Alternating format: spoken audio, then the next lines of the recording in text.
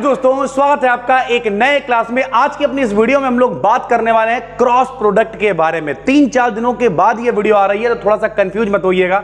Playlist हम description में डाल देंगे, ध्यान से समझिए मेरी पूरी बात। आपको याद दिलाते हैं मेरे भाई। बताओ, जब कभी भी हम लोग ऐसे करके लिखा करते थे, मान लिया ए के ऊपर हम लोग एरो लगा के लिखते थे, इसे कहते थे ए वेक्टर। क्या कहते थे मेरे भाई? ए वेक्टर। ऐसे करके लिखते थे, इसे कहते थे बी वेक्टर। क्या कहते थे? B vector. यानी जब किसी क्वांटिटी के ऊपर हम लोग एरो लगा देते थे तो उसे हम लोग वेक्टर बोला करते थे मेरे भाई। और अगर ये वेक्टर हम लोग हटा देते थे तो इसे कह देते थे मेरे भाई मैग्नीट्यूड, अपनी भाषा में कहें तो परिमाण। और हमने आपको बताया था वो क्वांटिटीज, वो राशियां जिनमें डायरेक्शन और मैग्नीट्यूड यानी दिशा और परिमाण दोनों होती हैं, वो सदिश कहलाती हैं। जिनमें केवल परिमाण होता है वो अदिश कहलाती हैं। अदिश का मतलब स्केलर, सदिश का मतलब वेक्टर। स्केलर हम लोग पढ़ चुके हैं। अगर आप पहली बार देख रहे हो तो डिस्क्रिप्शन में प्लेलिस्ट डाल देंगे, कमेंट पिन कर देंगे, वहां से देखना शुरू कर देना सर, ठीक है। तो चलिए, क्रॉस प्रोडक्ट क्या होता है मेरे भाई? क्रॉस प्रोडक्ट या उसी को कह देते हैं वेक्टर प्रोडक्ट। अब आराम से समझना मेरे भाई। जब कभी भी दो क्वांटिटीज की आपस में मल्टीप्लाई करेंगे, तो जब दो क्वांटिटीज की आपस में मल्टीप्लाई करेंगे तो जो क्वांटिटी मिलेगी, भैया हमने इसकी और इसकी गुणा करी तो जब दोनों की गुणा हुई कुछ नया मिलेगा। तो जो क्वांटिटी नई मिलेगी वो स्केलर भी हो सकती है और वेक्टर भी हो सकती है। अगर वो स्केलर होती है तो उसे कहते हैं स्केलर प्रोडक्ट, और अगर वो वेक्टर होती है तो उसे कहते हैं मेरे भाई वेक्टर प्रोडक्ट। स्केलर प्रोडक्ट हम लोग पढ़ चुके थे, तो अब हम लोग क्या पढ़ेंगे? Vector product. क्या होता है वेक्टर प्रोडक्ट? जब दो वेक्टर्स के प्रोडक्ट से प्राप्त क्वांटिटी या प्राप्त राशि जो है वो वेक्टर क्वांटिटी होती है। हमने क्या कहा? अगर दो की गुणा हुई और स्केलर मिला तो वो स्केलर प्रोडक्ट हो गया, लेकिन अगर दो की गुणा करने पर वेक्टर मिला भाई तो उसे कहते हैं हम वेक्टर क्वांटिटी कहते हैं। तब इसे वेक्टर प्रोडक्ट या फिर क्रॉस प्रोडक्ट कहते हैं। क्रॉस प्रोडक्ट क्यों कहते हैं भाई? क्योंकि उसमें हम लोग ऐसे डॉट लगा के लिखा करते थे, ए डॉट बी, तो उसे हम लोग डॉट प्रोडक्ट कहा करते थे। इसे हम लोग कहते हैं क्रॉस प्रोडक्ट, क्योंकि इसे हम लोग ऐसे करके लिखा करेंगे ए क्रॉस बी। तो जहां कहीं भी ए क्रॉस बी लिखा हुआ आपको दिख जाए, इसका मतलब होता है वेक्टर प्रोडक्ट यानी सदिश गुणनफल। ये आपने 11th क्लास में सुन रखा है सर, ठीक है।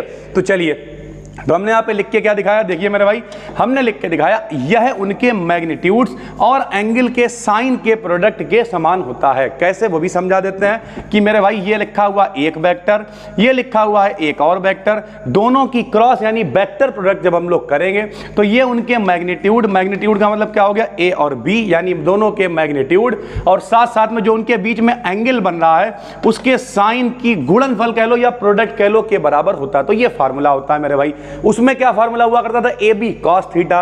इसमें क्या होगा? A B sine theta. तो ए क्रॉस बी बराबर क्या हो गया? A B sine theta. यही फार्मूला हमने यहां पर लिख दिया। चाहे मेरे भाई खाली ऐसे लिख दो या इसी को लिख सकते हैं ऐसे, ध्यान से समझते हुए चलना। आप ऐसे लिख लो या फिर ऐसे लिख लो, मॉड लगा के, दोनों एक ही बातें होती हैं मेरे भाई, ठीक है। तो चाहे ऐसे लिख लो फार्मूला, चाहे ऐसे लिख लो, एक ही बात होती है, ठीक भाई, बहुत बढ़िया। तो इस तरीके का फार्मूला हो गया। तो आपकी समझ में क्या आया? वेक्टर प्रोडक्ट क्या होता है? जब कभी दो वेक्टर क्वांटिटीज की हमने मल्टीप्लाई करी या दो क्वांटिटीज की मल्टीप्लाई हमने करी और जो प्राप्त राशि यानी जो क्वांटिटी हमें मिली वो क्वांटिटी कैसी है बताइए? वो क्वांटिटी है वेक्टर, तो हम उसे वेक्टर प्रोडक्ट कह देते हैं या क्रॉस प्रोडक्ट कह देते हैं। लिखते हैं ए क्रॉस बी बराबर ए बी साइन थीटा, यानी दोनों के जो मैग्नीट्यूड है ए और बी और बीच में जो एंगल बन रहा है उसका साइन, इनकी सबकी गुणा को हम लोग ए क्रॉस बी के बराबर रख देते हैं भाई, ठीक है। फिर हम लोगों ने प्रॉपर्टीज पढ़ी थी मेरे भाई, तो उसमें ऑर्डर एक्सचेंज हो जाता था डॉट वाले में। इसमें नहीं होगा। क्यों नहीं होगा? क्योंकि भैया ये वेक्टर है, दिशा इसमें जो है एक पर्टिकुलर डायरेक्शन होनी चाहिए, तो डायरेक्शन आप बदल नहीं सकते हो। अगर लिखा है ए क्रॉस बी, इसका मतलब ए से बी की तरफ, और बी क्रॉस ए लिखा मतलब बी से ए की तरफ, तो ये बराबर नहीं हो सकते हैं। यानी ए क्रॉस बी जो है उसका मान मेरे भाई बी क्रॉस ए के बराबर नहीं हो सकता है। क्यों बराबर नहीं हो सकता है? क्योंकि इसमें डायरेक्शन चाहिए होती है। ये सदिश है मेरे भाई, वेक्टर प्रोडक्ट है, यानी इसमें ऑर्डर को एक्सचेंज नहीं कर सकते मेरे भाई।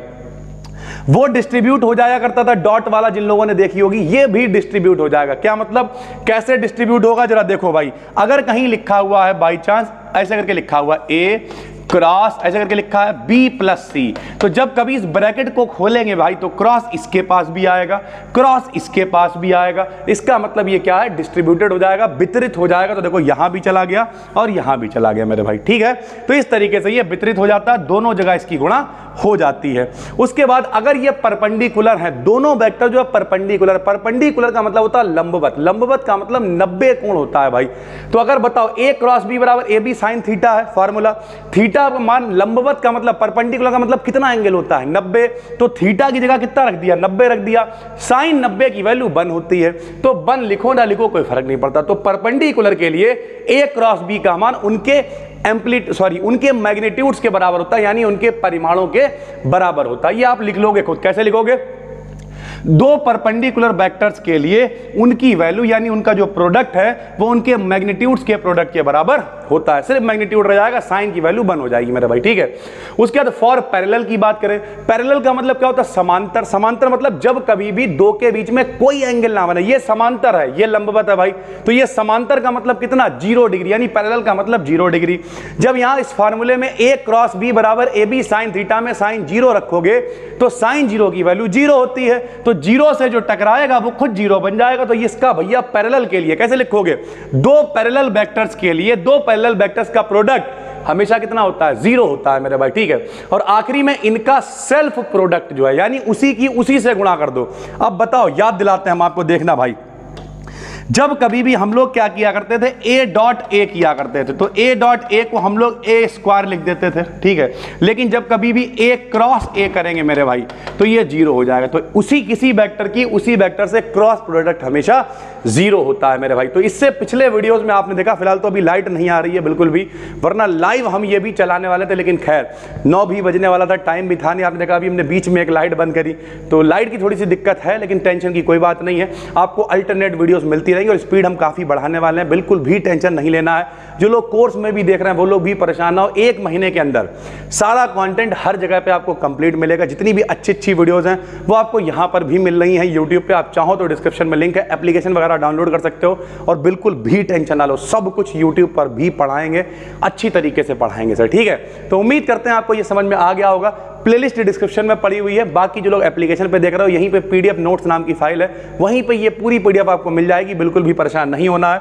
कल हम लोग बात करेंगे पोजीशन वेक्टर क्या होता है, डिस्प्लेसमेंट वेक्टर क्या होता है, एडिशन ऑफ वेक्टर क्या होता है, ये जितनी भी चीजें कल मतलब पहली यूनिट हम लोग कवर कर देंगे। कल से लेके परसों तक 2 वीडियोस और आएंगी, ये पूरी पहली यूनिट आपकी खत्म हो जाएगी। तो बिल्कुल भी टेंशन नहीं लेना है, मन लगा के पढ़ते रहना है, चैनल को सब्सक्राइब कर लेना है। फिर मिलते हैं एक और नई वीडियो में, तब तक के लिए धन्यवाद। चाहना तो प्ले स्टोर से आप बी डिकेडन एप्लीकेशन को भी डाउनलोड कर सकते हो। थैंक यू भाई।